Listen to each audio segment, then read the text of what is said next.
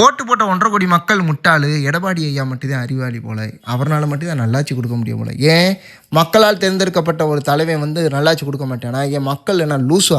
அப்போன்னா இது ஜனநாயக நாடு. மக்களால் தேர்ந்தெடுக்கப்படும் ஆட்சியை மக்களாட்சின்னு பாடத்திட்டத்தில் வேற பெருமையாக போட்டுக்க. இதுக்கு வந்து நீங்கள் அதிபராட்சின்னு பேர் வச்சுக்கலாம்ல, நீங்களாவே ஆட்சியை அமைச்சுக்கலாம்ல. அதாவது இந்திய அரசியலமைப்பு சட்டமே ஒரு வித்தியாசமானது. ஒரு தவிர பிடிக்கலன்னு மக்கள் இன்னொருத்தவங்க போய் மாற்று ஓட்டு போட்டு வெற்றி பெற நினச்சா, யார் பிடிக்காதவங்களோ அவங்க அந்த கட்சியோட கூட்டணி சேர்ந்துக்கிட்டு அவங்க ஆட்சி அமைக்கிறாங்க. இது வித்தியாசமாக. அப்போ எதுக்கு மக்களுக்கு இல்லை ஓட்டு போட சொல்லி மக்களை மக்களுக்கு பிடிச்ச ஒரு தலைவர் தேர்ந்தெடுக்க சொல்கிறீங்க? எடப்பாடி பழனிசாமியும் வந்து இந்த நேரத்தில் ஆட்சி அமைச்சால் அது கண்டிப்பாக மக்கள் ஏற்றுக்கிற மாட்டாங்க. இப்படி வச்சுக்கிறோம்.